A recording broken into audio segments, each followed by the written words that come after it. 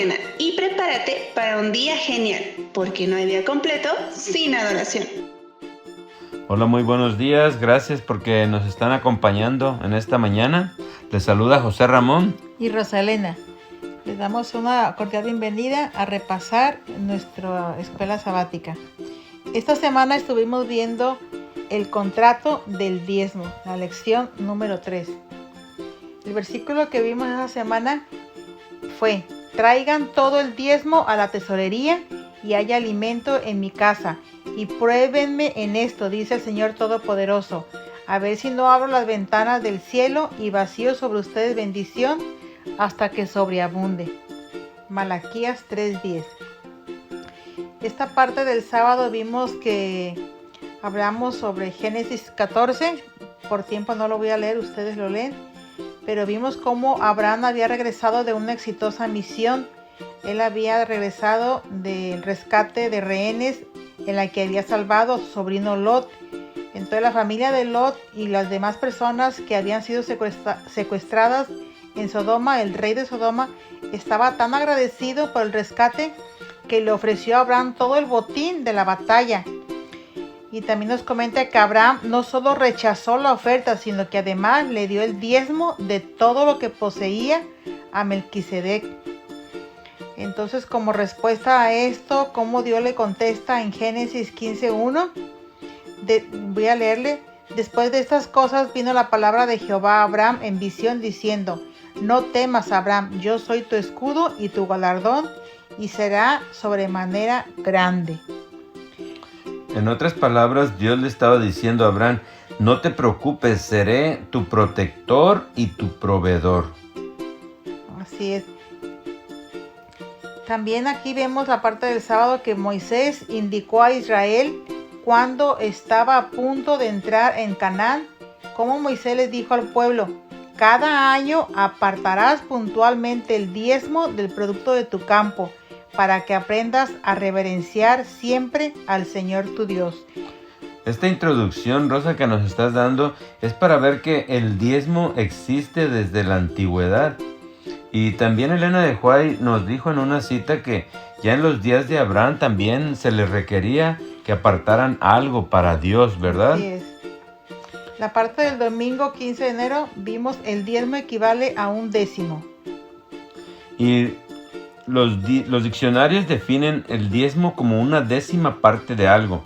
Muchos dicen que probablemente esta definición la hayan tomado de la narración bíblica o de las escrituras, porque es muy antiguo. Como nos estabas diciendo hace un rato, en Génesis 14 vimos que Abraham entregó los diezmos de todo lo que tenía a Melquisedec.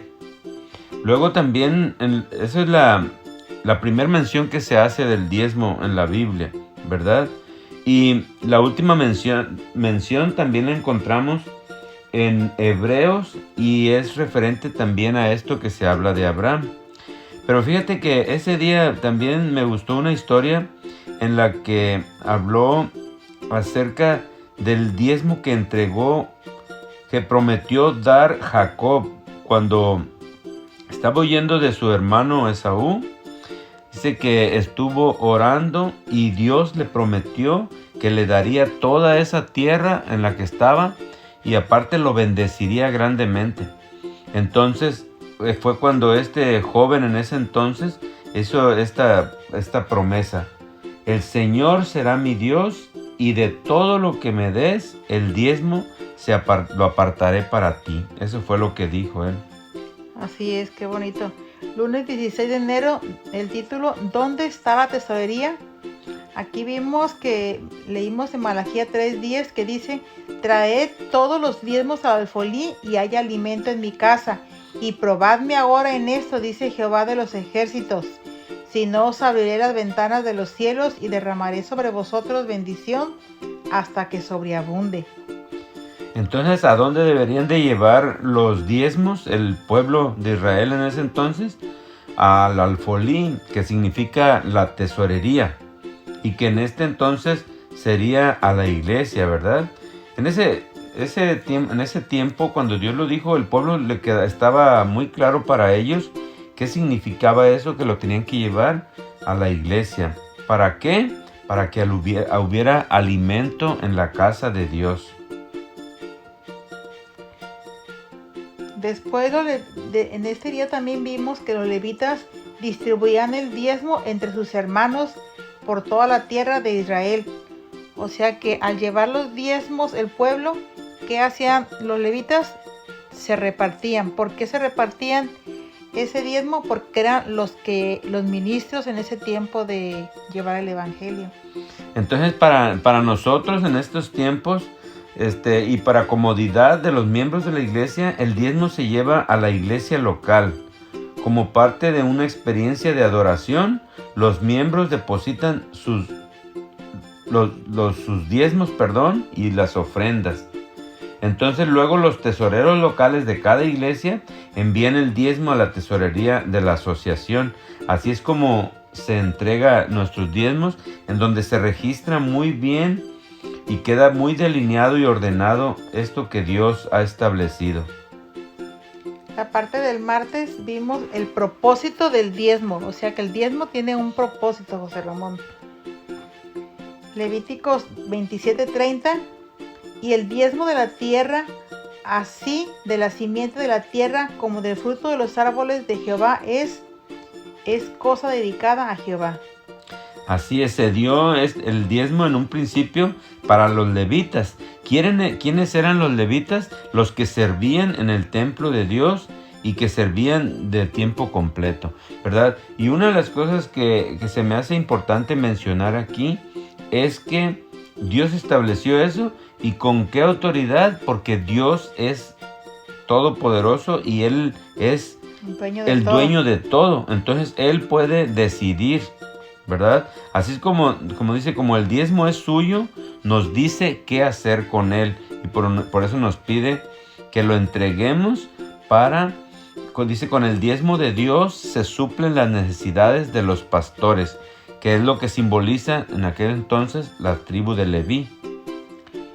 La parte del miércoles vimos diezmar sobre el ingreso bruto o neto. Este día estuvimos viendo que calculamos nuestros diezmos sobre nuestros ingresos. Si nos pagan por horas, tenemos un salario, entonces es más fácil sacar nuestros diezmos sobre un salario. Pero también vimos otra forma que hay de diezmo, es cuando hay algún negocio. Sí, cuando tenemos un negocio, pues normalmente se sacan los gastos que se hagan en el negocio y ya de la ganancia neta es donde se da el diezmo y las ofrendas. Aquí vimos una historia muy bonita de la vida de Sarepta. ¿Sí recuerdas, José Ramón, cómo fue llamado el profeta Elías a visitar a la viuda? Sí, fíjate que lo que se nos hace o que se nos hizo importante en este día es que el profeta probó a la viuda de Sarepta para que le diera lo primero. Y así nosotros también somos probados a dar lo primero y lo mejor a Dios. Aparte del jueves, un diezmo honesto o fiel. Sí, este día vimos un breve resumen también de lo que habíamos estado viendo anteriormente, porque nos decía Primera de Corintios que se requiere de los administradores que cada uno seamos hallados fieles. Entonces vimos también qué significa ser fiel con nuestro diezmo, y entonces vimos algunos elementos que nos hacen, más bien que sintetizan cómo nosotros tenemos que ser fieles en el diezmo. Ser honestos. Sí, ser honestos o fieles. Y uno es la cantidad. No, en ninguna parte de la Biblia Dios pone otra cantidad, sino que dice el diezmo, o sea, 1/10 de nuestros ingresos. Sí, también dice que tenemos que llevar la tesorería al alfolí. Es el lugar donde se pagan a los obreros evangélicos. O sea, no decir pues yo voy a dar el diezmo y lo voy a llevar a donde a mí me plazca. No, llevarlo al alfolí. Y también ahí vemos que Dios lo estableció así también, porque Dios es soberano sobre todo. El tercer punto que vimos también es que debemos honrar a Dios con la primera parte de nuestros ingresos, o sea, ponerlo en primer lugar, como lo hizo la viuda, actuó de fe y entregó lo primero.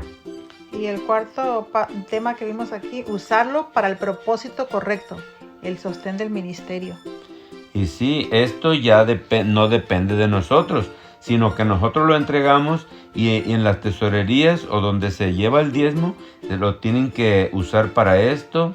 Y nosotros rogamos también para que ellos puedan hacer lo correcto con el diezmo, aunque no nos debería importar si ellos no hacen un buen trabajo.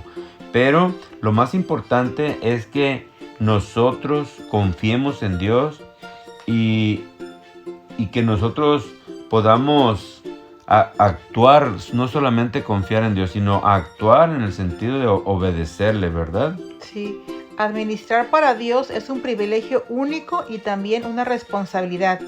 Él nos bendice y nos sostiene y pide solo una décima parte. Sí, y fíjate, para hoy, viernes 20 de enero, que estamos haciendo este breve resumen, tenemos unas citas del Espíritu de Profecía que me gustaría que compartiéramos con nuestros amigos y nuestros hermanos. Dice, si todos los diezmos de nuestro pueblo fluyesen a la tesorería del Señor como debieran, se recibirían tantas bendiciones que los dones y las ofrendas para los propósitos sagrados quedarían multiplicadas 10 veces. Y así se mantendría abierto el conducto entre Dios y el hombre. Aquí vemos que hace falta pues que seamos más fieles, porque nos dice que si todo lo hiciéramos, habría más cosas para dar. Y no solo eso, también nosotros tendríamos más bendiciones.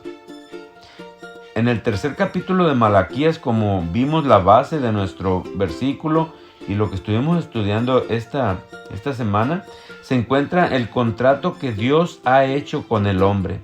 Aquí el Señor especifica la parte que desempeñará el otorgar sus grandes dones a aquellos que le devuelvan fielmente los diezmos y las ofrendas.